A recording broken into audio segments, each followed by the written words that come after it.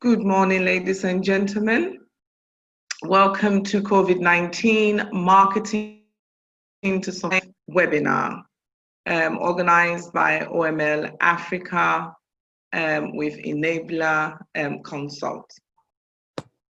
So in today's webinar, we're going to look at the marketing in terms of the way that it has changed, and that companies or businesses all over the world are embracing online marketing as a way to ensure they access new customers, as a way to keep their business presence and keep their businesses going. So we'll look at some of the challenges, we'll look at the solutions, and we'll look at the opportunities. And I have Mr. Stephen Woody, who's going to take us through a session going through some of the key areas. He's an expert on digital marketing, in traditional marketing. That's his area, and this is the opportunity for you to really ask questions and really get some insights. And we really hope that following this webinar, you'll be able to go away and implement some new ways of marketing your products and services. This is very key right now amid COVID-19. If you're engaging with OML Africa for the first time, I'll just briefly tell you what we do. We are an HR and business consultancy working with businesses across in Ghana and African-wide. We have a team of consultants with over 50 years experience. We very much focus around the bottom line, the things that affect cash revenue coming into our business, the way in which we work with our employees to get productivity, performance, to get results. Those are the areas as a consultancy that we focus on. During COVID-19, we found that we're going to focus on workplace response to COVID-19. So we've been running a webinar series looking at different topics affecting businesses, affecting employees, down to even customers and so on. And this webinar is one of our webinars looking online in relation to the business generating revenue, the business keeping going, which is very important. If the business can't keep going, we have job opportunities for employees. So it's very important we also discuss some of these bottom line issues with our owners and businesses alike. So that just giving you a bit of a background in relation to our webinar series. In a moment, I'll get Stephen to introduce himself, and then I'll just run us through, where we are at with COVID and marketing, and Stephen will take us through some of the key areas, which I think you're going to find very, very useful. So I'll formally introduce myself. I'm Anita Riafi, the CEO of OML Africa. I'm also a founder of the Ghana Women in Business and Leadership, and then also an executive secretary for the e-commerce association.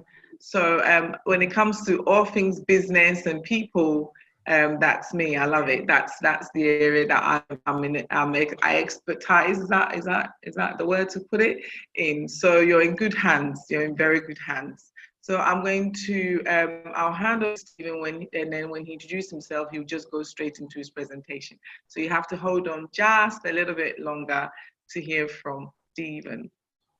Okay. So before we start, we kind of need to bring a perspective as to, the impact of COVID on businesses and employers and why it has led us to be having this conversation around marketing to survive. This pandemic, this virus has taken over the whole world. The impact that is being felt, whether you are in the UK, US, France, wherever, is also being felt in Ghana and all over Africa. We are all feeling these pains as business owners or as employers. So one of the very big businesses is the business continuity. how your business continues amidst this COVID-19. And all businesses are affected by this. Even if your business is running, you still have some form of impact of COVID-19 occurring in your business. The lockdowns, whether they were partial or full, has really also affected continuity, and in terms of displacing businesses, especially those on brick and mortar, and that a huge impact in a lot of industries. Their work environments have changed. We now have a lot of our workers, especially in the office, in sales, marketing, in HR, in finance, working from home. And then we also have some of our workforce working on our work premises. Not every role can work from home. So we've also had a whole change in the way that we are working. And even the way this has also impacted the way that we are seeing our customers, the impact on our cash flow, our supply chain, and our sales. Because of the health and safety issues of COVID-19, customers are scared, customers are worried. They are now very much focusing on convenient ways to tap into products and services without, if they can, leaving their homes. This business continuity it has lots of elements to it, and the marketing is also affected in this instance. So if you are depending on marketing you were doing, let's say you were using billboards or you were using newspaper, you find that people are not really driving and looking at a lot of billboards. I doubt, because people are at home. So now, how do you access these people who are at home in order to generate new business? And that is what we are talking about here, the shift in the marketing to the online. So no, it's not just a shift in the market, even sales has gone online. A lot of businesses are for customers and prospects online, because people are online. The situation of being locked down, of minimizing movement, affected the way we do our sales and marketing. Lockdowns has also impacted on business operations. So a lot of customers don't actually know whether a business is still open or not. So one of the ways of finding out is to go online and check and see, is this business still operating? So if you are not active online and you're actually operating, is not unusual for your customers or potential new customers to think you're closed. And actually, it's an opportunity. If your competitors are not online, actually for the very first time, maybe their customers are going to see you because you are having active online presence. One of the reasons why other companies and businesses have really gone online. Also, there's a surge in online shopping and accessing of services. It's been a huge surge. Even me sitting here talking, I have, been patronizing a lot more online activities because it keeps you safe. I can do it in the comfort of my own home. There's also been a lot of increase in social media activity, all right? So these are all the reasons why we're saying you have to be shifting, you have to be marketing to survive, because the activities online has just hit the rico, as we will say. Coronavirus has also changed the way that the consumer shops. For example, approximately 47% of polled respondents stated that they are avoiding malls and shopping centers, which is a big deal because that's usually where we all want to go to the mall, go to the shopping center. And now we are all avoiding it because we are in fear of being infected by other shoppers. So 47% is quite a large number. So that means, where are these customers going to now go? They are now going to go online and see if they can find these items and products and services that they would normally go to the mall for. It's also undergoing equally a very strong uptake. That's the search engine optimization, with some brands are reporting a significant increase in their organic search, meaning the authentic, like new searches and visibility from January to March. And already we know that SEO is one of the most effective ways of marketing. So, and now is even bringing even more results. So definitely you can also see why companies are moving on there. So it's this huge, okay? Now, all this also now means, of course, I have to touch on the human factor. The marketing team have to adapt. There's been some adaptation on the marketing team having to work from home, having to go and learn digital marketing skills, having to change the way they've been doing their marketing, even change the way they are thinking, ways they were graphic designers have had to change, make their adverts and banners more striking. There's just been a whole shake-up in the whole marketing. And if what I'm saying, you are not feeling some of these in your business, then you know that today you're in the right place, because moving forward, you've got to get into this as part of your survival tactics, okay? And on that note, I'm going to hand over to Stephen, who's going to introduce himself and then begin to go deeper into points that I have made. Please, as he goes through his webinar slides, do note down the questions. In fact, you can write the questions tab. If you're using Zoom for the first time, there is a Q&A tab. You can put questions there. You can also put questions in the chat box. We're monitoring it throughout, and then we'll make sure that we pick up on as many questions as possible. So now we all know why we're here. I'm handing over to Stephen, so you can take us through how we can do great in our marketing. Over to you. Thank you very much, Anita, and welcome everyone. Thank you very much, Paul, as well. Thanks for inviting me. And to everyone that has signed up for this, I think this is a great start for you. You don't always get these, so I'm very grateful that over this period, organizations like OML are organizing these webinars for us to get together, have a conversation about how we can build our businesses. Anita has laid a great foundation. I mean, if you were in doubt, you don't have to be in any more doubt. Digital is taking over, and the businesses that would survive and do very well post-COVID are the ones that are digital-led and are aligned. I've been preaching this message for many, many years, just to give you a background of who I am. So my background is in marketing and communications. I've worked in a number of places. I really started work as in post-university work in UK, working for organizations like Sony UK, Barclays Capital, Bradford and Bingley, and all the rest. Now, at some point in the early 2000s, I decided that I wanted to focus on digital. This was long before social media. And so we started doing what we call email marketing, SMS marketing, and all of that, because I could foresee that that was where everything was going. And today, that's where everything is headed. Okay, since being back in this country, I've helped organizations like PZ Cousins, so many other organizations, built brands and stuff. But I also go around a bit doing webinars and speaking on radio and TV like this. So I'm sure some of you may have heard me somewhere or whatever. What I'm passionate about is ensuring that we can build our businesses, because we can do it if we can learn the right things. And that's why we're here today. And so I'm grateful that we are here today to learn some new things. For the next 30 minutes, I'm just going to go through a number of slides, and you can pause. No, you can't pause, but you can make notes. And then when we finish, we'll have a discussion together as to some of the things that I've talked about. If we've got questions, we can look at them and all of that. My presentation today will focus on three main areas. Effective digital strategy to survive COVID-19.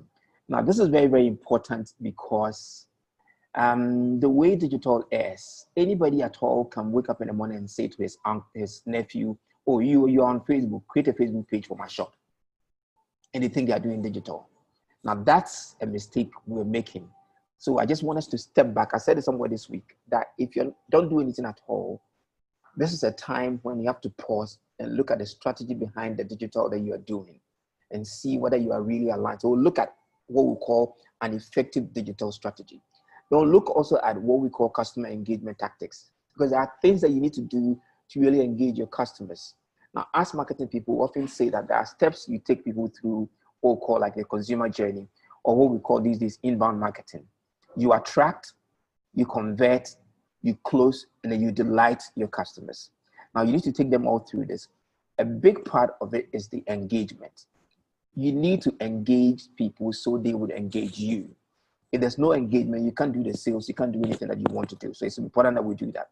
Then we'll run through some practical steps, some do's and don'ts, and hopefully that will set a good background for us to go into our questions. Okay. So if you're all right, you can see my screen. Let's carry on. So I like to break it down this way. What are the elements of a good digital strategy? That's what I want to look at first. And the first I want to say is that there should be a thorough situation analysis or audit. What that means is that, assuming you are, let's say, a restaurant operator, you had a big restaurant, you were seating, let's say, 50 people before COVID. All of a sudden, because of the lockdown and the restrictions, people cannot sit in your restaurant anymore. That's where you are. We're analyzing the situation. Have you got online platforms where you can promote your products, people can order, so you can deliver it, building a bit of e-commerce into it and all those things? What environment are you working in? What's your catchment area? All those are things you need to put into your situation analysis, your audits. What even political framework are we working in? The kind of business you are doing, are you allowed to do business online? All those things, you need to look at them. Then you do an audit as well. What are the platforms that you are on now? Let's say you're on Twitter. What are you putting on Twitter? How effectively are you using Twitter? All those things, you need to look at them. So that's what you put in the audit bit. Now, it's important that you do this, because without knowing where you are, you can't take the next step and be able to predict where you want to go or design where you want to go next. So it's very, very important. Then you should set SMART objectives. And this is the usual SMART we have: specific, measurable, attainable, realistic, and time-bound. So you should then decide, again, if I can use the example of the restaurant owner, for example, you set an objective saying that by the next month, I want to serve 100 plates as takeaway. So you are setting a SMART objective. Now that objective then means is that you need to use online to drive the orders. So for example, it could start from something as simple as building a list of people that you have on your WhatsApp. So you wake up in the morning, you send them a WhatsApp message saying, this is what is on the menu today. Okay. Then through that, they place their orders. But you need to set these specific, objectives. Okay.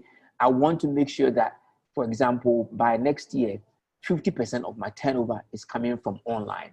Or the awareness that I'm creating, I want to make sure that I'm creating awareness via online. So I'm reducing the TV budget by, let's say, 30%. Set SMART objectives like that. Okay, it's important you do that. That needs to go into your strategy. Okay.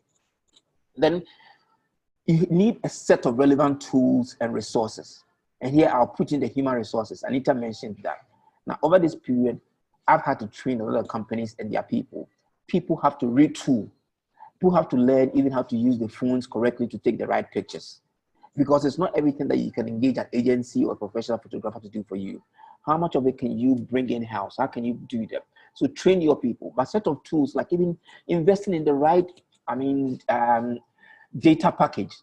So for example, if before you were doing just hotspot from your phone, and now you're going to do digital effectively, you probably need a broadband. You need any of those ones out there. So these are some of the key things that you need to do. What are the tools you're going to put in? What are the, for example, listening tools? What are the measuring tools that you can have in there?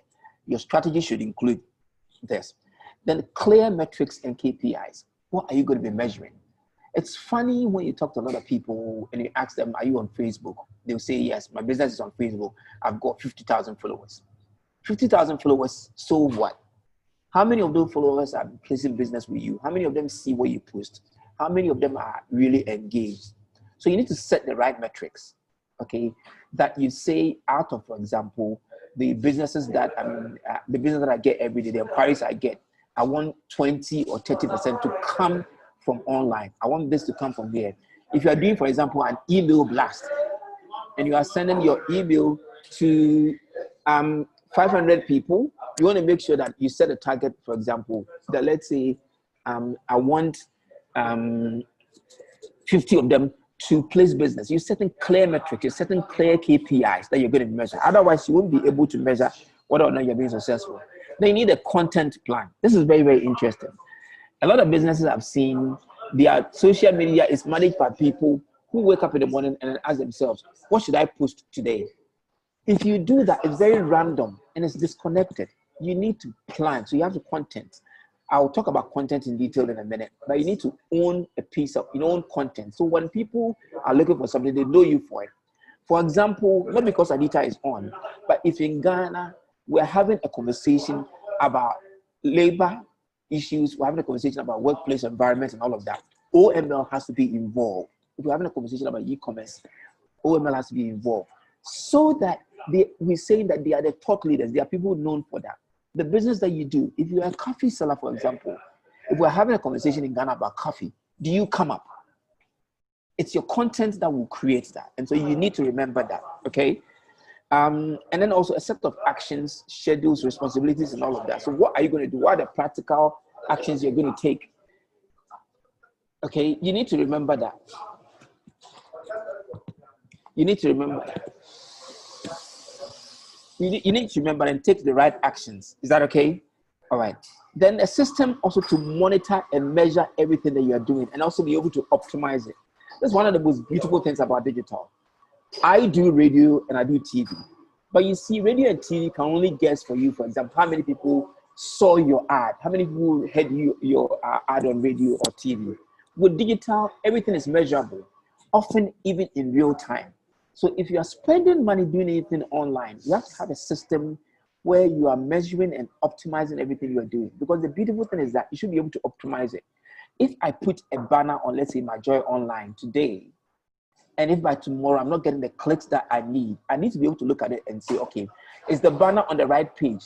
Is the right thing being said on the banner? Can I replace it? That's when you're optimizing it. So all these should go into your strategy. And then, of course, you need a budget.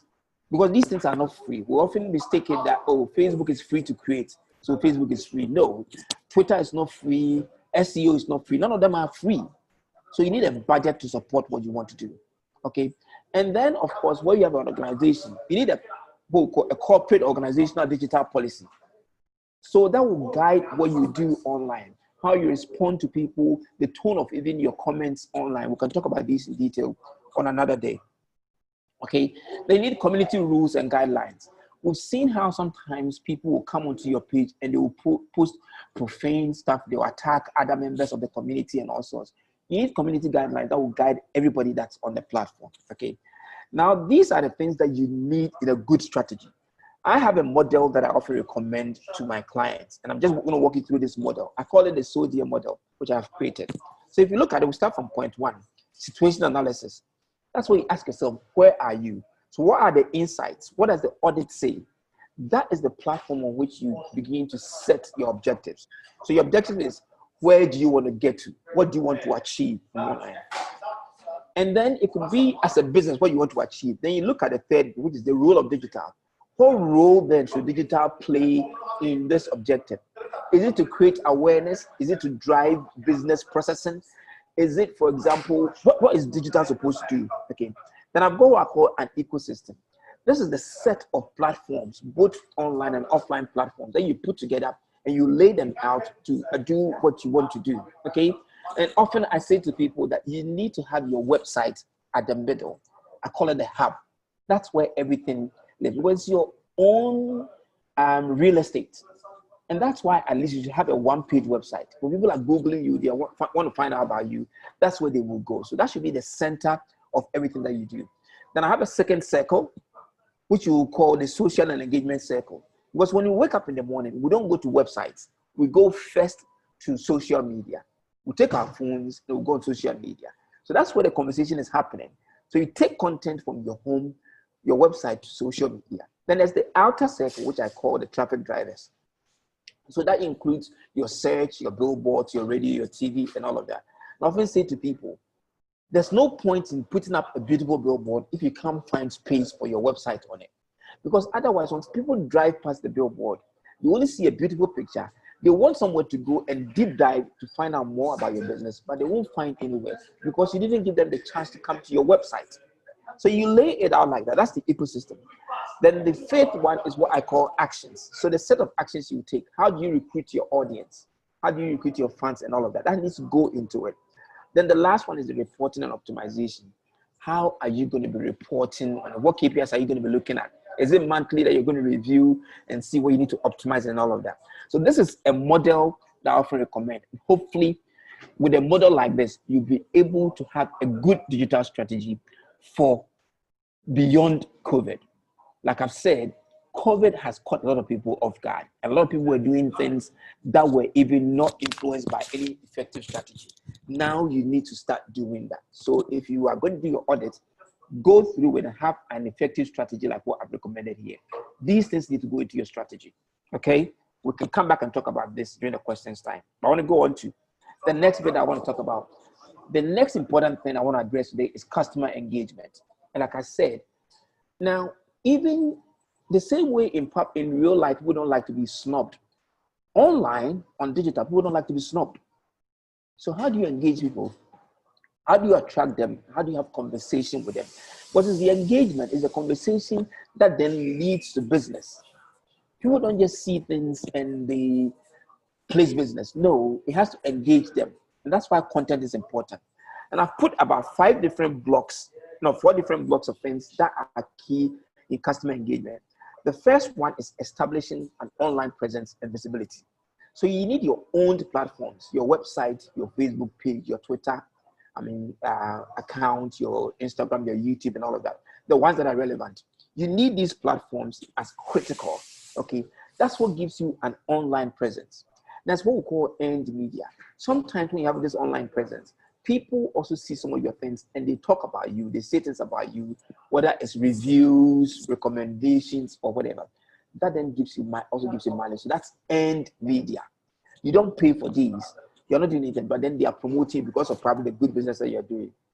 That's why one tip I often give people is that when you have happy customers and they come into your business, they do business, always ask them for a referral. Always ask them for a recommendation and post it. That's free. And that's earned media. So you need to do that.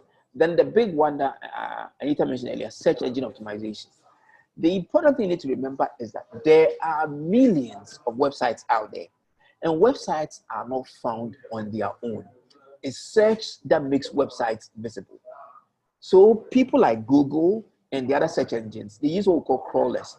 When people type in keywords, so if I type in, for example, a coffee shop near Jolu this morning, then Google's crawlers will go and look for websites that are optimized to show up this kind of content and give them as the search results. So you need to make a website visible, both organically and also paid search. You can look at search in detail later on. But these are the things you use. So these are the things you use to attract people. Then you engage them. So that's one block, search. The second block is content marketing and messaging. It's important, like I said earlier, and I'll dwell a lot more on content in a minute. Your content is what people get to know you for. It's what tells your brand story. And you need to generate content and share content that's relevant. Okay, same as messaging. So you're using WhatsApp or whatever. One of the mistakes I'm sure some of us make is that you wake up in the morning, you take pictures of all the new clothes you have in your shop, and you just blast them on WhatsApp without any caption, without anything. The pictures are not even taken from the right positions and all of that. What you end up doing is people mute you or they block you. Okay, so messaging is important. The message that you are sending should trigger a conversation. So it's not about how many people you can blast to. It's about how effective the message that you are blasting in the morning is. So that within minutes, within seconds, you are getting messages back. You're getting inquiries back. Same as when you do email marketing. Okay, so it's important you understand that block also. Then there are what we call ads, so adverts. Now, let me dwell a bit on this. Now, often, I've said this a couple of times just in the past month, but people keep asking me, you know, anybody on Facebook, when you post something on your page, the next minute you see Facebook put that blue button there, boost post. It's the quickest way to give Facebook free money. I'm not saying don't boost post, but don't hit that button. Go into what we call the ads manager and create your ad, because every ad should have an objective. What do you want to achieve from your ad? Otherwise, what you get is more thumbs up and hearts, nice picture, this and that. So what? Meanwhile, what you really want is for people to send you inquiries. And so every ad should have an objective. Now look at that in a minute, okay? Then the types of ads. There are different types of ads. Some of them are to direct traffic to your website. Some of them are to generate leads. Some of them are to just get reach, all those things. And the targeting. Now, Facebook and the rest, they know too much about the people that you're targeting. And so you need to use that to target people by interest, by geographical area. For example, for what I do, yes, I do have some international clients, but I won't target people in some markets that I know even if they want to place business, I can't deliver in those markets. Okay? So you need to do your targeting right. Otherwise, you're spreading yourself and then your money is not getting enough for you. Okay? Then the last part I've got here is community management. This is very, very important. A lot of us, we wake up in the morning and we post things, and we are not on the platform to respond to inquiries. People are sending us things, they're coming to our inbox, they are asking about price, they're asking about this, but you're not there. You need to be actively online, responding to the questions people are asking you. And also do online listening. Listen to the conversation that's going on about your brand, about your products, about your services, so you can participate in it. I often put it this way. These days, whether you like it or not, there's a conversation going on about you and your brand, often real time. Your job is to know what is being said about you, so you can participate in the conversation and influence your brand reputation and take advantage of the opportunities that may emerge. Okay? The next one I've got there is what I call UGC, user-generated content. Sometimes you need to invite your audience to also post content. Let's say you are a clothes, designer, okay? And then, but even just during this COVID, now churches have been allowed to go back. You can ask all the people on your page, share with us the look that how you'll be looking on Sunday as you go to church. Take a picture of you getting ready for church and share it with us. That's user-generated content. You want them to share things with you, and then you then repost them. It's a way of engaging them, because people like to feel that what they are sharing with you, you are noticing it, and then you are giving them mileage. Okay? They don't like to be snubbed. They don't like to be ignored. Same way you can ask people to, for example, if you're a restaurant, ask people, how do you like your watch? How do you like your jollof? All those kind of questions. Ask them. Generate content. Okay? It's a bit like, you remember Coke did this advert, what they called meals taste better with Coke. So they want you to share pictures of you and your families having meals with Coke. And there will be pictures all over, or even a share a Coke campaign that they run. These are campaigns that you run, and that is what I call user-generated content. Then there are campaigns. There's a difference between what I call always on, the things you post every day, and campaigns, where at some point you do specific things. So, for example, you might say that, all right, it's Father's Day. So it's a restaurant or a hotel. We are doing a Father's Day promotion for, our followers and our fans. That's a campaign that you are doing. And you need to run some of these campaigns effectively. So that's also a way of engagement. And then reporting and optimization. You need to know what's going on so you can optimize it. These are all ways that you do your engagement on your digital platforms. Is that okay? All right. I said I'll say a bit about content. Let me just run through this. And Anita, please pause me when it's about 5 minutes to the end. I'm almost done anyway. The first thing I want to say is that it's not everything that's good content. Okay. So you need to use content to establish your expertise and your thought leadership. It's very, very, very, very important. People want to know you for what you are an expert in, for what you are good at. And it's your content that will showcase that. So, for example, it's not because I'm too cocky or whatever. People invite me to come and speak on platforms because if you follow me every morning, I have a tweet or something I see in hashtag enable growth. Those of you all who can follow it. So every day I'm giving tips. That's my content. So when people are talking about digital in any space in this country, thank God, my name will be mentioned amongst them. In the same way, whatever business you do, whether you sell motorbikes or whatever, what content are people going to know you for? It's important you do that. And you've heard this over and over. They say content is king. I will add that conversation is everything. Content is good, but there's no meaning to content if it doesn't generate conversation, it doesn't generate engagement. Okay? So it's important you remember that. And good content is useful. So that when you see the content, you like it, if you this is useful. And the next thing you want to do is you want to share with your friends and family so that the content gets more reach. It's relevant.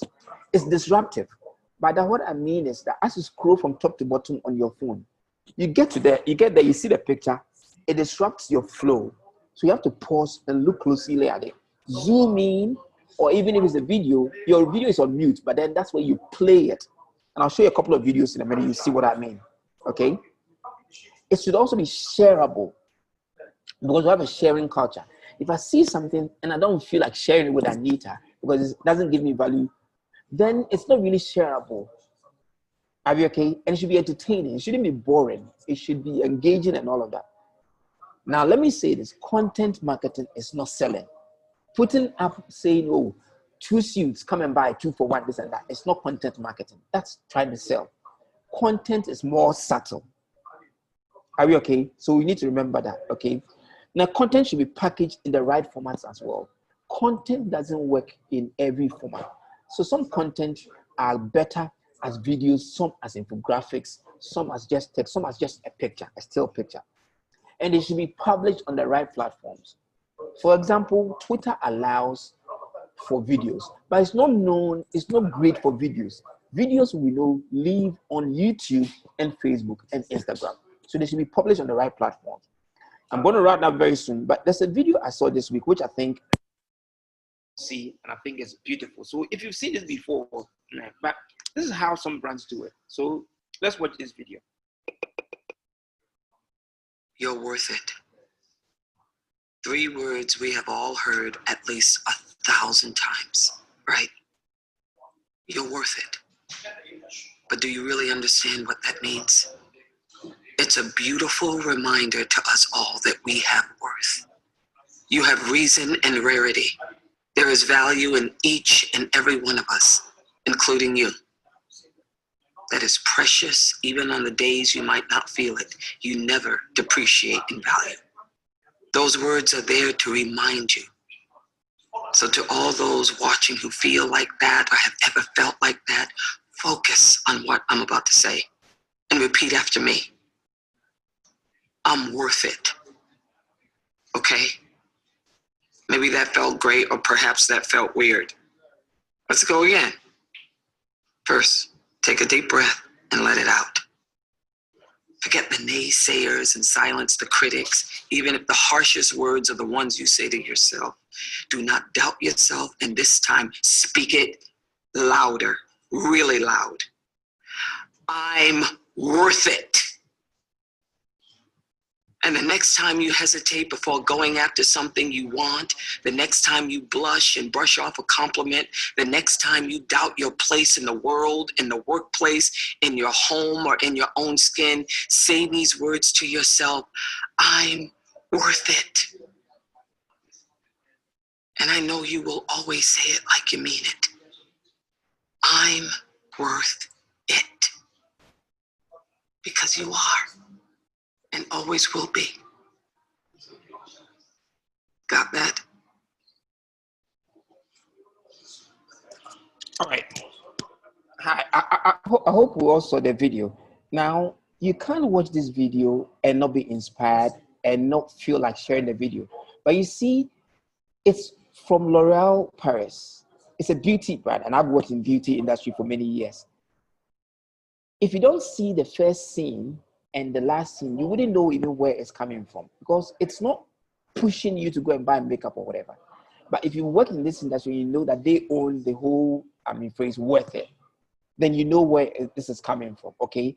And this is very provocative. It's timely also because there are a lot of people who at this time lost their jobs, all sorts, and don't feel they are worth it. And this is just something that would encourage you and inspire you.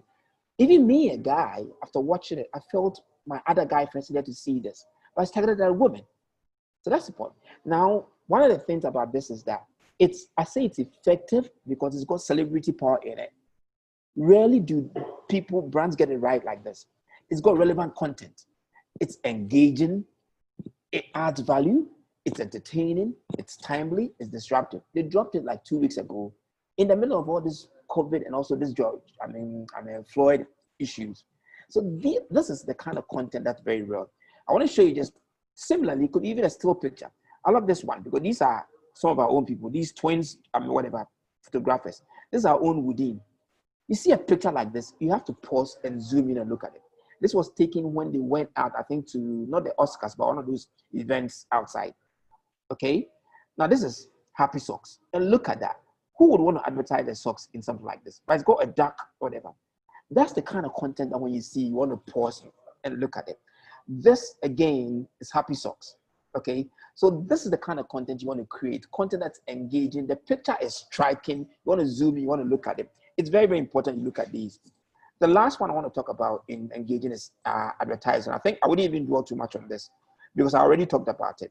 But this is an example of what I mean by going into the ads manager to set the objectives. So instead of just hitting boost on Facebook, come here, and specify what you want. Is it brand awareness you want? Is it reach? Is it traffic to your website you want? Is it engagement? Is it leads you want? Set those. Don't just hit the boost button. Otherwise, all you get is likes. You get 500 likes, but you won't get even one inquiry about business. Set the right objectives, okay? This is another ad. I won't show it because of time. But later on, I'll send this to Anita. So if Anita, wants to, she can share it with you who participated in this, okay? Now let's run quickly for the next 2-3 minutes through some do's and don'ts. Well, these are practical steps. The first one, like I've said, is that know your target audience, including their use of digital tools and media consumption.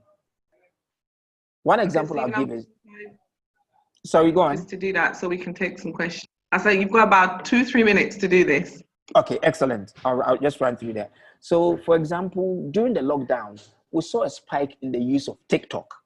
I'm sure some of you have heard of TikTok. It's one of the new, it's not really new, but it's one of the rising platforms.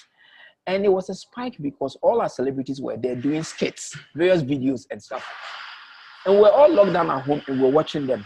The important thing to remember is that TikTok is not designed for all brands and not for age categories. So know where your people are, where your audience are. Is that okay? The next one is know your local digital landscape. So for example, who are the people online in Ghana? What's the biggest platform in Ghana? All those stats you can get them. Keep it social, emotional, and passionate. Don't make it boring. Okay? Have a plan, have a strategy. We went through that earlier.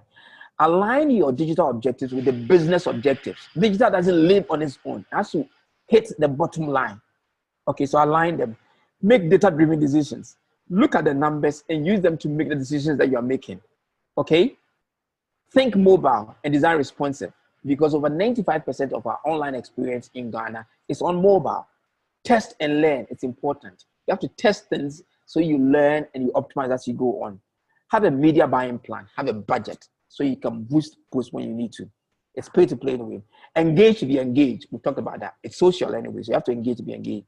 Empower your fans, customers, and community to tell your story.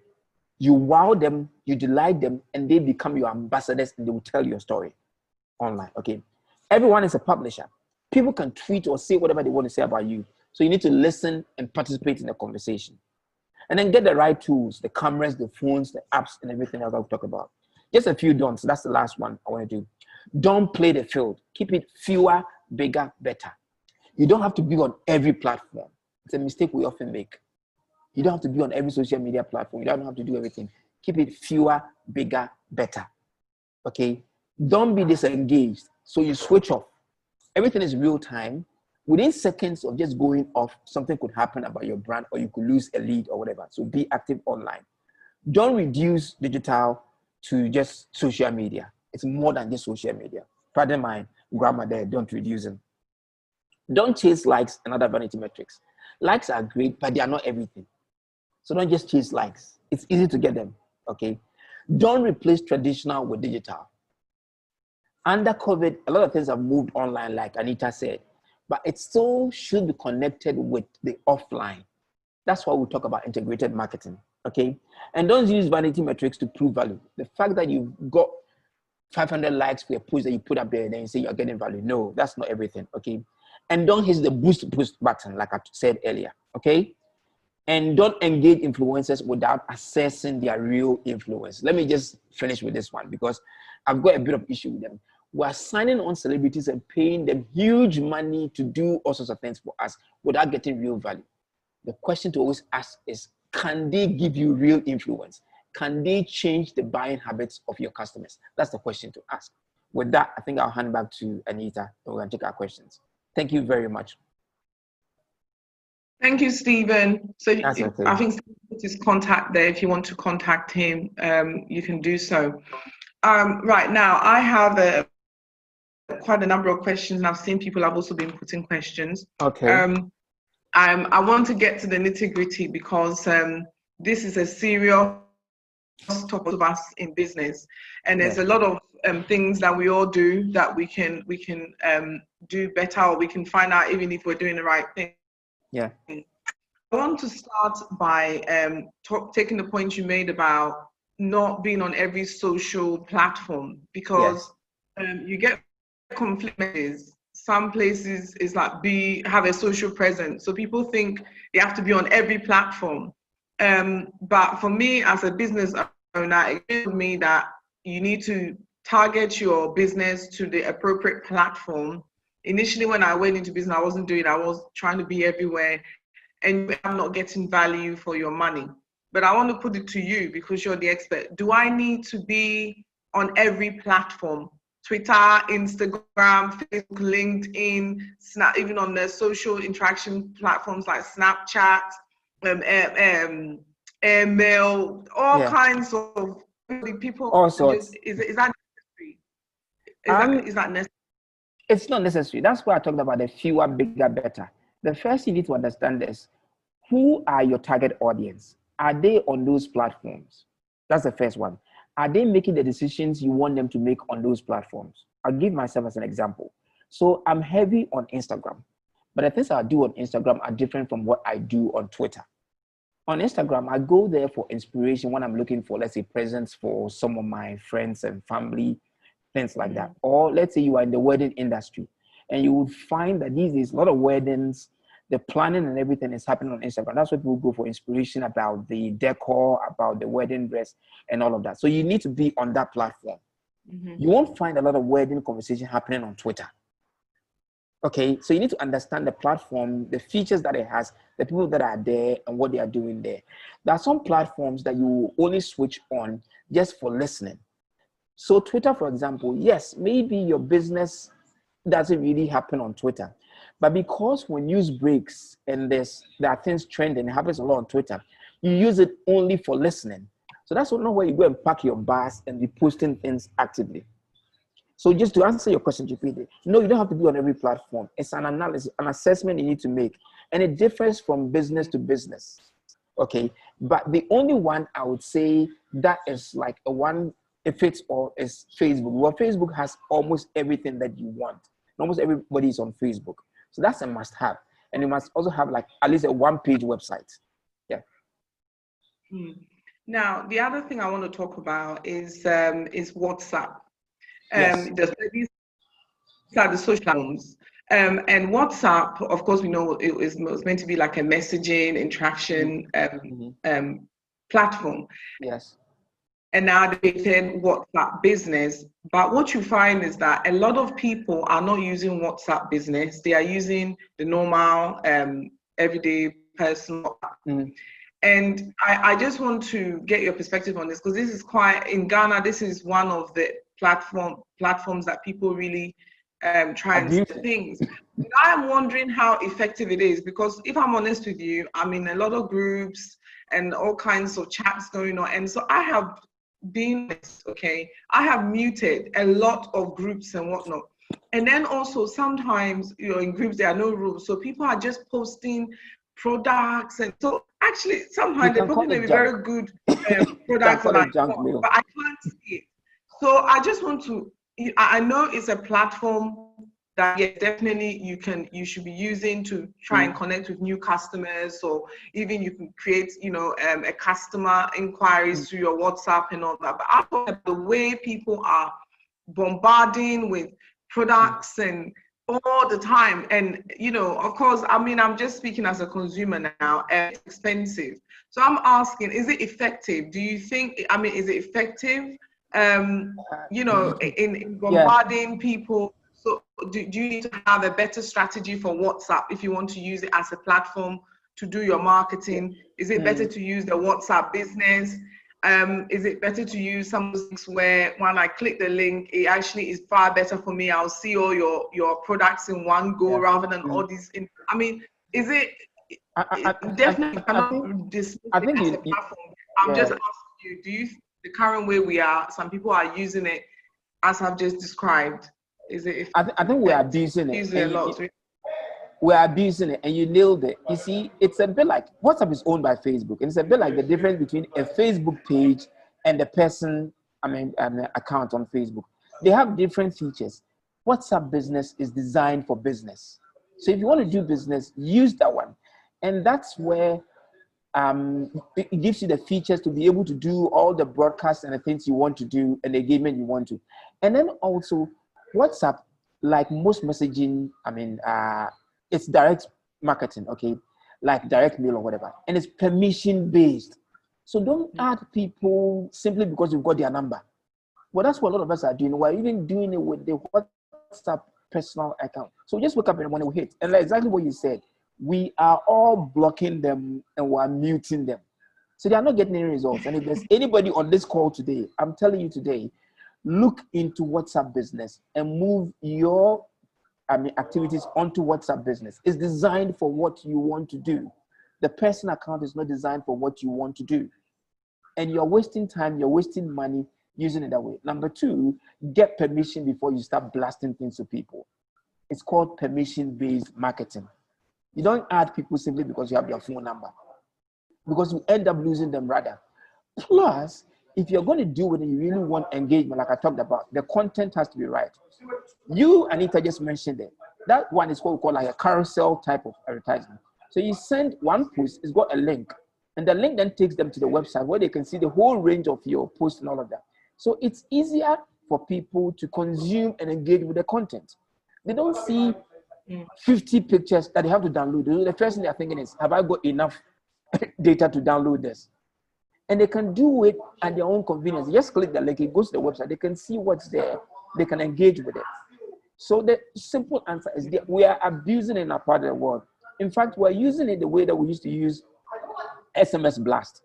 So we wake up in the morning, we blast to over 100,000 people, and we think we are reaching 100,000 people. No, we are not. We need to look into it. WhatsApp business is designed for what we want to do. And if you're on this call, I'm asking you now, go online, read about WhatsApp business, and switch to WhatsApp business. You can have two accounts. So you can have the one you use for all your jokes and stuff, the personal one, and use the business, WhatsApp business, for your business. Okay. Now we have a very good question here, actually, because the business is not conventional. The question is that I work with, is it Domwood Roof Limited? How do I use social media to reach out to my clientele base? Bear in mind that my clients are contractors, carpenters, individual house owners who hardly have a social media account or don't use it often. Yeah, this is a very good question. So two things. It's not that the carpenters and the rest don't have social media account. They are all on Facebook and Instagram. Just that they are not making decisions about the products and services on those platforms. They are there watching Obinim and his friends. Okay, so they are there, all right. But for them, you may find that they may also not be on LinkedIn. That's where the conversation we just had about WhatsApp, for example, is effective. So get their permission and add them to a subscriber base. So you have like a WhatsApp business. You have a group or a mailing list of, let's say, carpenters in, let's say, Accra West or whatever. So when you do your promotions and the rest, you send it to them. They know that when you send it to them, you're giving them offers, you're getting them discounts and all the things, okay?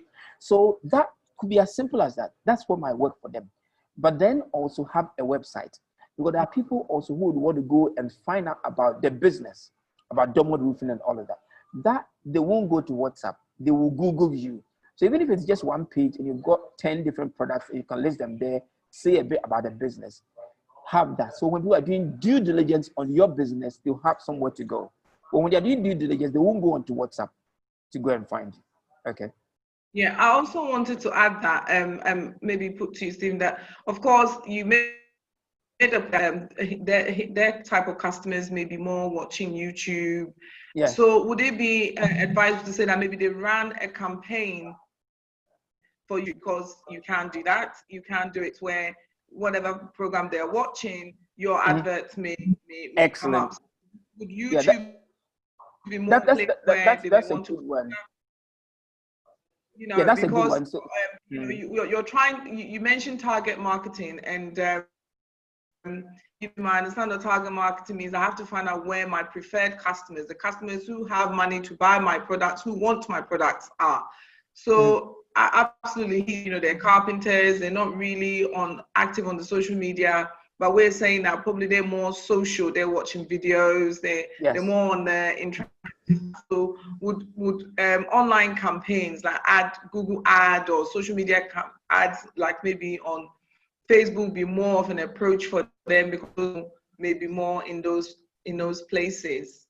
Yeah, so the range of what you're talking about is very good. There are a range of videos for called pre-roll videos, in-stream videos, and all the rest. And so you can do little 2 minute videos, for example, which are unboxing, for example. So talking them through how you install, let's say, a roof or whatever, all those things. And those are short videos that you can put on YouTube and Facebook. So when they are watching the series which they want, the Ghana movies and the preaching and the rest, which these people are watching, then they will see these. You're targeting them on these platforms as they are watching these. The reason why the unboxing and short videos work is that these people are not people who read a lot. And so you need to package it in the right format that will be catchy for them.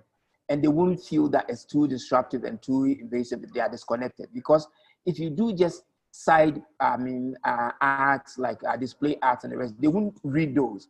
But let's say in-stream videos. You see, when you're watching YouTube videos, sometimes it will pause, show an ad, and then come back to exactly where the video itself paused and continue. Those are some of the videos, or the pre-roll videos, skippable videos, and the rest. So those are the kind of things you can do for this type of client. Thank you very much for that prompting, Anita. Now I'll move on to B2B in a moment, but I want to make a point, a question to you on Instagram. Yes, you know, Instagram has also again become a platform where people are very comfortable because it's using a lot of pictures, and now we've got the IGTV where you've got the short videos and whatnot. But one thing is that social media is very loud, and everybody is trying to be heard, trying to be seen. And sometimes we have a very good product, a very good service, but you're just not having the impact. And I just want to talk about engagement. Some of the things I've noticed on Instagram and Facebook is that sometimes you go and someone has a company or an individual, selling their products, and so has something like 50,000 likes or people, following them, etc. And then you look at the engagement when they are making posts, and you're just having like 5 people, 3, 10 people, 20 people liking. And I'm thinking that doesn't make any sense, because even in marketing, there's this rule of 10%, i.e., whatever it is game. So whatever you put out, you should at least get 10% or something back. So if I have 50,000 people following me, at least when I make posts, I should be getting something like maybe 5,000 people engaged, but you don't see that happening. So I want to ask about engagement. Is this happening because people have bought followers, or they've done something? Why would I have 50,000 people like the page? Yeah, I'm not seeing it in my sales, because the issue we're talking about here is survival. We are trying to market to survive, and that means sales, engaging new customers and meeting the needs of our existing. So if I'm having all these people and I'm not getting sales, what am I doing? What is happening? That's my question, please. Okay, so there are 2 things in there. The one you said about not about buying likes is true. And over the last year and a half or whatever, Instagram, owned by Facebook, has been cleaning up, people's, profiles and cleaning up. Okay, so that's one part.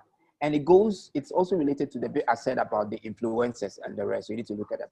The second part is what we started talking about content. So the fact that Instagram is picture heavy doesn't mean that every picture really connects and speaks on Instagram. Okay, so this is where it's not about how many times you post and all of that, but how much creativity do you put into the pictures that you are posting? How do they speak? Because you would find that exactly what you said, Anita. Online is a crowded space. It's what I call like baiting. Everybody is baiting you to like their post. So you need to stand out. That's what I meant by you need to be disruptive, so that people will see your post and be able to engage with it. So on Instagram, there's a lot of that happening. I think the thing with Instagram also is that Instagram gives you a lot of awareness, a lot of eyeballs and the rest. But awareness alone, every marketing person will tell you, it's not enough. It needs to move from awareness to consideration, then to conversion and all those things that follow. Now you'll find on Instagram, for example, if I see a picture of a shoe and I like it, I need to go to the person's profile where I can click on the link there to go to his website and all of that. The way it's designed doesn't allow it. So I can only see the eyeballs. And that's why you need to know where you are as a business and what you want to achieve. So that if you're using Instagram heavily and you're not going to be paying to do ads, then you're probably using it only for awareness. But where are you driving the traffic after the awareness? You understand what I mean? So people need to understand how all these platforms work and how you use them effectively. Again, that's why you need to understand your consumer and also understand your brand. What stage are you at? Have you got enough awareness now that you want to be converting? Let me just use this example.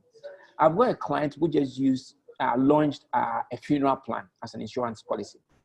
Now, what they've done is they want to start generating leads without even rolling out any ads, creating any awareness about this new product. So they were asking me, and I said, if you want to, I can do lead ads for you and charge you whatever that I charge. But you will find that you won't get a lot of leads because people need to be educated first about the product. You need to create the awareness. So let's do 2 stages. So the banners that we are putting up, the banner will first land on a page where they can see a bit more content about the product. And it's from there that they can click on a lead form and complete a lead. So you understand what I mean?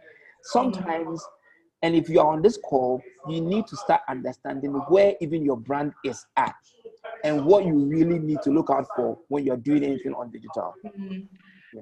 I wanted to, but you're saying that we need to target our customers. So I'm assuming that for us to really understand, we have to do some kind of buyer persona analysis, to find out where our customers are. Yeah. But the other thing I want to say is about another thing when I was kind of doing some research on this or for this webinar is that you go on to no matter which platforms you are, and you saw 2 things happening. You have those people who are they're all right, and then you have the people who are polishing their posts. Their posts are very well put together. Everything's very well put together. And in some instances, I noticed that the people who are a little bit more real, real meaning they're just a little not as constructed, we're having more engagement, than sometimes when you go on platform where maybe everything is kind of all in order. So I wanted to ask, is that having anything to do with the people following you, or is it the people that you are what do you call it? You are attracting? Is it the way that maybe you're putting your information out there? It's not connecting with your audience. How do you deal with that? Because this is very important for people, particularly in services where they are not in products. Okay, they are selling a value. So they are not selling shoes or bags or something you can see and feel, as I'll say, maybe concrete. They are selling services. Maybe they are consultants. Maybe you have a lot of cheese. Maybe they if you mentioned weddings, so maybe they are makeup artists. Maybe they are stylists, and that's a cost or a value that you're selling. So you have to also package it in that way, because obviously nobody wants to see a makeup artist who's all the picture platform is the makeup is not looking great. So I'm just asking, what is causing that? Like what can people who are more B2B or who are more service orientated, get better engagement with their audience, or improve the way maybe they are posting their videos or handling their whole social presence? Okay, let me have a start. I think for a lot of these, what you would find is that social is real world. Steven? Yeah, I did. So social is real world. Can you hear me? Can you hear me? Frozen. Yes, I can hear you now. Okay, all right. Now, what we need to understand is social is real world. Digital is the real world. And your audience can tell when you are exaggerating things or when you are faking things. Let me use the example of the makeup artist, because I'm working in this industry and there's all my clients. I often say the before and after pictures don't tell enough of the story. The process will let people believe how you got from A to B, the end result. Otherwise, you see some of the pictures of the after makeup and it looks unreal. And the first thing you think, this one is photoshopped. You understand what I mean? And it's not believable. It has to be believable. It has to be real. There are times when you need to, yes, get professional photographer to do a photo shoot for you, product photography. But sometimes, that's why I said you need to learn how to use even your phone effectively. Sometimes you have to shoot some of these things yourself from where you are and make it real and tell a real story because people want to believe. Well, otherwise they will say it's beyond their reach. It's not aspirational anymore. You understand what I mean? And we need to do that. So Beyond. yeah. So don't make it too distant from the real world. The people who are following you can tell when you are exaggerating things. And you talked about consultants. If I can say this without getting into trouble, you and I, where we've been, we know that in this part of the world, who are claiming to be consultants and yet don't know Jack. And they will write office of and say they are authors, they've written 10 books, they've done all sorts. But when it comes to real, like what we are doing now, where on the spot you have to answer questions, you find that they are found wanting because they've not done these things, they've not cut their teeth at the right places. You understand what I mean? And people can tell. And it's again, online, it's the record. It's what people see, the trend and the pattern that will make people believe whether or not, in fact, this is legit. This person who's offering this service indeed knows his stuff and all of that. It's not a one-off doing makeup for this celebrity and it looks great. And the next minute, we don't see you doing great stuff anymore. It's not believable. You understand what I mean? So that's why I have a question on celebrity. Yeah, I have a question that I come back to. Please. Don't get me in trouble. Yeah. The other question that I wanted to put, I asked some on platforms for possible questions. Yeah. So that I can put we've got. And the other issue right now is service, because we said we're marketing to survive. So customer service and customer experience is very key here as we're talking about going online. So you've gone through all this trouble to get me as a customer, and then I place an order, and then I'm in hell. And I mean, I'm going to speak from direct experience, but I'm sure if we open the mic, everybody will have something to say. But I think we need to talk about service. And for me, there's two things. There is about, we as customers now are looking for convenience, okay? Because we want to be safe. We've been told stay at home only when it's necessary. So we want to buy our groceries, shoes, bag, whatever it is, online. We want to buy services online. But we want it at a and at ease. Here you are where you order something and then you're told you go, when you order to pay and everything goes well, then it comes to the delivery of your items and you're in hell, okay? And I think we need to connect our sales cycle to what we're talking about here.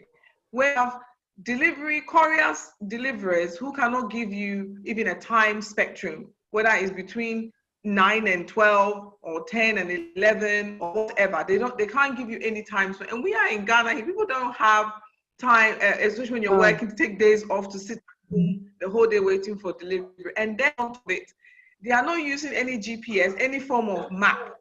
So the hell you go through to direct somebody to your house to deliver something for you. I'm to tell you that in the last month, I have gone twice, gotten in my car to go and meet the person at a neutral place because I got exhausted trying to direct them to my house. Now, for me, and these were two very recognizable and known brands that I expect better from. And now it's put me off because it's like I can't be bothered with the strain. So you now think, oh, maybe I should just go and get it for myself, get in my car and go and get it, or let me just get the whole thing. That's you losing sales. So I want to talk about that. You don't put all this effort in, and then we forget about customer service. You made a point about you call numbers, people are not picking. You go on Instagram pages, people have put websites. You go, the website is down. You're messaging people. They don't even bother to respond to messages. They're ignoring you. You're on Facebook. I mean, and then you're looking for customers. You send a message, and sometimes it can take goodness knows how long before somebody bothers to answer what the questions you're asking. So I just want to say that if we're marketing to survive, Stephen, someone like when it comes to customer service and customer experience on our on our media, on our presence, do you think this is just as important as the presence we're having, like how we're actually handling the customers who come through our doors or who actually go ahead to buy our things? Because this is very, very stressful, and I'm speaking as a customer. Yeah. No, it's very, very important. And again, you and I have been working in this area on the e-commerce part. And I often say this, we see in Ghana, we often switch off once we say we've sold something and we've probably gotten our money. And we forget that the delivery stage and beyond that is the delight stage. And it's every e-commerce business thrives, or every business thrives on repeat business. And it's only when you've delighted me that I would want to come back and place business again with you. But you see, I said it on TV this week that if you are a business and you are engaging a courier company, have some terms of reference for them so that you need to control where they deliver. Even the guy that's picking up your deliveries to go and deliver, how is he dressed up? How is he looking? Oh. I used to order food, and I'll say this, I used to order food, it would be delivered nice food, but it will come and the carrier, the box in which they place the food to bring it to the office, it's nothing that you want your food to be placed in. And so before I collect the food, the taste is already gone. The appetite is gone. But great food, you see it online, looks all pretty. I had to call the lady and say to her, you know what? You need to take control of this. You can't allow people to be going to visit your clients and they don't look, well, excuse me to say, all sweaty and a bit smelly. No, you can't do that. And that's not being rude to people, but that's what we are seeing. We need to get hold of these things because you need to manage the whole chain, the whole process. It might not be, you don't own the courier service, but once you are engaging them, have some say in that, what they do. It's important that we do that. Okay, and this is where we are missing a lot of. I hope Go on, sorry. Point on that, because that's a big problem. The courier service, the service after you've gotten the sale, I think is just as important as the image, because you cannot put an image out there that you're doing this, you know, everything looks perfect, and when I actually buy into it to buy your services, I end up in a whole calamity experience. Let me just add one. And if you are a courier service provider here on this platform, let me say that in this 2020, if your bikers can't use Google Maps, then they can't work for you. They shouldn't be working for you. Because the people that are ordering online are people that expect that your driver, yes, we know our street names are a bit, but they should be able to make sense of the street map. So they don't stand somewhere and call you like Anita, you have to go and meet them somewhere to collect the item. And also plan. So when they pick up the things, let them plan the route. When they pick up, they say, oh, I'm leaving Jolu now. Your item will be delivered to Sprintex Road in 2 hours time because I need to stop at 2-3 places so that you can also plan. It's managing people's expectations. If you don't manage my expectation very well, I can't do business with you. Because the business we are in, and under COVID where things are tight, every minute counts. I mean, we've been here for almost an hour and a half talking and doing this. And you can't have somebody waiting somewhere for you when they're supposed to have come at an earlier time. So we need to do that. And again, let me say that we need to have a serious approach to doing business in these parts, especially in the digital era where everything you do is being watched and everything is based on people's experience with your business. If the experience is not good, I will switch. I'll go on to the next one. Unfortunately, in Ghana, most of them are the same, but we'll keep trying. We'll keep jumping and hopefully we'll find a good one soon. Yeah. So what we're saying is that we can't afford to lose customers. So we have to really be conscious of that's why they delight them. Our customer service and our sales management. I have a question here which says, what are your views on using celebrities in selling your products? You know, and then also, what are the leading social media platforms in Ghana for your digital marketing strategy? That's the two questions I've got. Maybe start with the celebrity. Yeah, let me start with the second. Before we start wrapping up. Let me start with the second one because it's easier. I didn't show the stats here, but every year there's a group called We Are Social. They interview some of us and other people, they consult and they publish the annual stats. Again, I can share that with Anita. So those of you who want to, you can get it. Okay. So in January, they published the Yes. most credible stats. Okay. And in Ghana right now, as of January, WhatsApp was number 1, Facebook was number 2 in terms of social media platforms. Third was YouTube. Then there was Messenger and then Instagram. Okay, then it goes on like that. All right. So these are the key platforms. It doesn't mean that all the platforms are good for every business. For some businesses, WhatsApp might not work at all, even though it's number 1. It might not work at all. So you need to understand what you're doing. I've got a client who's into oil and gas. WhatsApp really is an internal thing they use. Their website is really the main part that they need to have for their comms and the rest. So that's that one. The first one was about our celebrities. And I think I hinted at it earlier. You see, influencer marketing is nothing new. So for example, if I'm evaluating, I'm recruiting people and I need a tool to do, those assessments we do for people, new staff recruitment. And I need a tool like that. I might consult Anita. She's an influencer in that area because she's been in this industry for many years. It doesn't mean she should have 100,000 people following her. It's her knowledge of that industry and what she's known for. And that's what we forget. So we go to celebrities who have like 1 million people thinking they can convert for us. What we're doing is that we're using them as billboards. They're giving us just eyeballs, but they don't give us conversion. Because, and let me say this, there's a bank here in this town which has hired 2 big celebrities. I love them. I've done things with them before. And they are promoting their mobile app. Now, let me ask you, an SME that has done very well and that celebrity, who will you go to talk to you about banking? And so instead of paying all that money to that celebrity, you could have had, let's say, 10 SMEs that have done very well when it comes to managing their business and their banking, and use those people to really do your campaigns and promote them. That's what we talk about, nano and micro influencers. So yeah, the big ones, sometimes they matter. When you are doing just awareness, there's a new handbag in town, you want to launch it. You give it to the celebrities, you take a picture and say, bag from this person. That's fine. That's to announce that there's a new bag in town. But when it comes to real conversion, you can't do that. I've worked with celebrities who you give them a phone, and then when they tweet, they will tweet and say, tweeted from Twitter by iPhone, when they've been given Samsung. You understand what I mean? They're not even clued up enough to understand the way it should work. And yet they're taking tons of money. So I don't hate them, but you as a business should know what you should get out of them. And whether or not they are the go-to people when it comes to people making decisions about the brand that you want them to promote for you. That's what I would say about the celebrities. Mm-hmm. Yes, the last point I want to make, because our time is fast spent, I wanted to make was that you mentioned about content marketing. And again, what I tend to see when people are doing content marketing, because here we're saying about being a thought leader. So you said at the beginning, if you are, you should be known, you should be listed in the first 10 carpenters if you are into,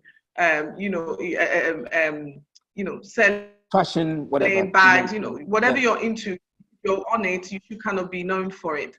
Now, what you find sometimes with the content marketing is that it's very hard selling. It's very selling, and I know that because I do a lot of content marketing stuff. I know that really your focus should be on value, and the value sells itself. All right. But what you tend to find is that people is just always, and I think also there's this kind of self thing that can sometimes with businesses or even individuals who are maybe working as individual coaches or whatnot, where everything always comes back to them rather than it being focused on the value the audience is getting. So you may read or see something that initially you engage, but then as you begin to engage in it, you begin to see that it's very hard selling. So that starts putting people off. So I just want to touch on, because a lot of B2B, that's people who are selling business to business, tend to use the whole thought leadership and the whole content marketing strategy to engage their customers. Because when you're in services, especially professional services or specialist services, you can't really just say I'm this and I can do this. People have to trust what you're saying through testimonials, referrals, references.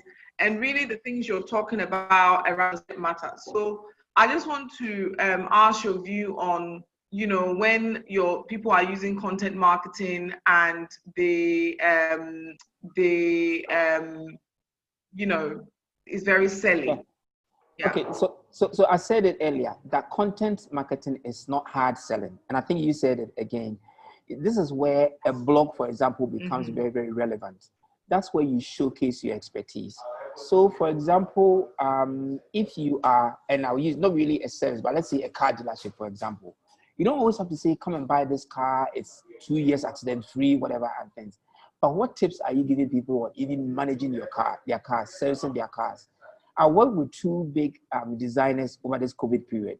Because there are no weddings, there are no events, and people are not really sewing new clothes, buying new clothes. But I said to them, what you can do is, this is the period when you start educating people on, for example, combining, matching your clothes, matching even your shoes with your socks. They're giving people helpful tips. Those are the kind of content you want to be pushing out. It's not come and buy, but enabling people to be able to match their clothes, be able to look the part. When they come around to making decisions about where to buy, they know you are the expert in that area, so they will come to you. So it's not always about, I've made this new fabric, I've made this new clothes, come and buy it. But how are you even educating people? And that's what you should do. Content marketing is not hard selling. Sale will come at the end of it. But the immediate objective is to really give people value and position yourself as the go-to person, as the expert in the area. And it takes a lot of expertise in doing that. It's not waking up in the morning and taking pictures and posting them. This one is 5 CDs, the other one is 10 CDs. No, that's not content marketing. Fantastic. Thank you. Thank you. Thank you so much. Yeah. Our time is fast spent. We've got so much more to talk about, but unfortunately we have to bring it to a close. Of course, we will be sharing the slides when we share you the link, so you can rewatch the webinar. Okay. But before we go, I just want to sum up some of the key things that we have talked about over this period. So we said, what can you do in terms of making sure you go online and use your marketing to survive? We said, publish content designed to build trust, put out useful content that doesn't aim for a hard sell, proactively manage your corporate web presence, build a social media presence to your target audience. Do advertising campaigns online, for example, Google ads and streaming ads. Content marketing is very, very key. That's a good way of you showing your value and what you can do, what your products can do, what your services can offer. Try also offering some coupons and discounts, you know, to engage and reward your followers or your customers. Webinars are also for those of us in professional services and in areas that are a bit more harder. We have to kind of really engage more. Webinars are also a good way of your business. Of course, you're adding value. Focus on digital marketing is what we're talking about. We really need to transition from brick and mortar storefronts to be digital providers. So here, the whole e-commerce thing is coming in. People are online. We are in COVID. People don't want to close shops, and so you or even their businesses to access services. You've got to find a way to tap into this opportunity. Connect more with customers. Revive your neglected online assets. So if you had a website, you had a social media profile, and you just ignored it all these years, this is the time to revamp it, re-engage and reconnect. Of course, connecting, you are definitely going to connect with new customers, which is definitely going to boost your new sale, give you new potentially. So it's worth the effort. Reach a wider target audience as well. You may have already existing customers, but with these efforts, you can reach more targets. Save, on huge marketing costs. I mean, you can do a Facebook ad in LinkedIn, Instagram. You set the budget, $10, $15, $25. You set the budget. You can't go and place an advert in a newspaper or do a billboard for that price. So it really saves you a lot of cost. And you also have access to the world, access to more people than you would just a billboard, which would be in just an isolated space. So look at the new ways of marketing your products and services. Really, if you're into the retail, you've got to have an e-commerce shop as well as all the social platforms you're using. Some people really trust when there's a shop that is secure for them to do their shopping. And sometimes because of some of the cybersecurity issues, buying things from social media platforms. So really consider your e-commerce shop there. So what are the opportunities? There's lots of opportunity for us to carry in our business and marketing online to keep going. It's giving us an opportunity to redefine our business models and identify new ways of doing business, which is very exciting, new ways of marketing, new ways of reaching new customers, and even bringing better things to our existing customers. E-commerce is so powerful now that customers are online. You've got to look into it if you're in that area. Strengthening our brand equity and shifting sales channels online. Somebody may not have known of your company until now. Okay, they went searching and now they found you. So really, this is an opportunity to strengthen your brand, your name, your business. Please invest time in it. Reassess the other potential opportunities, partnerships to pivot, save, or omit from your business. So drop some of the marketing activities that are not yielding you anything and put some effort into this digital marketing we're talking to you about. Leverage new opportunities arriving from what the customer is demanding. You have to listen to your customers, and the best way to listen to your customer is to ask your customer what they want. Do surveys, ask them questions, you engage with them on your social platform. Ask them so that you know how to better serve them.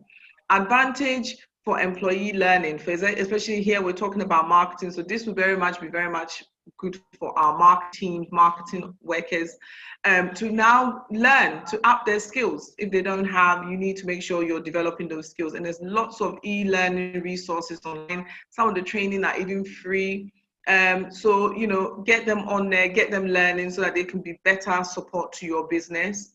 Adopting new techniques that can support your workplace and operational continuity. So we are outside of coming online, there's lots of marketing platforms that you can use for these things. And I'm sure if you engage with Stephen, he'll be able to give you some directions on that. Product survey portfolio, you know, is giving us a much greater future, giving us an opportunity that if we are able to do this well, get our marketing going well online, it means in future, should we get another pandemic, which we've been told is very possible, we will not have the situation where some of us, our businesses stop, some of us, we are now restarting. We wouldn't have that because already we would have put the systems in place. So we are really encouraging you to take lead in going digital. All right. Of course, if you want help with going digital, you can contact him and he'll be able to help you. And of course, I want to encourage you to keep following us on our webinar series where we're looking at all things to do with people, to do with their business, systems, processes to help us through this, our COVID-19 saga. And if you're a company and you want advisory on your contracts in terms of, you know, if you have to enough staff or you want support to kind of plan your continuity, of course, again, you can contact us and we'll be able to help you do this. I want to once again thank all of you who did make the time, and it's really important to make time to attend some of these things that we are making time to bring to you complimentary. We need ideas and we need some direction, and when it is good to try and go to as many useful and webinars as possible to learn and hear what is happening. So thank you very much for those of you who actually made the time to join us today. We will be sharing the link to the webinar, and I think if Stephen sends us any additional resources, we will also send them to you so that you can use them. We really would like to hear from you if you took any action and what the results are on that. I'd also like to thank Stephen once again for his time. I know he's very busy. He's not an easy person to get. I'm so grateful for you honoring our invitation. We're not going to stop the conversation here. We're going to be carrying it on.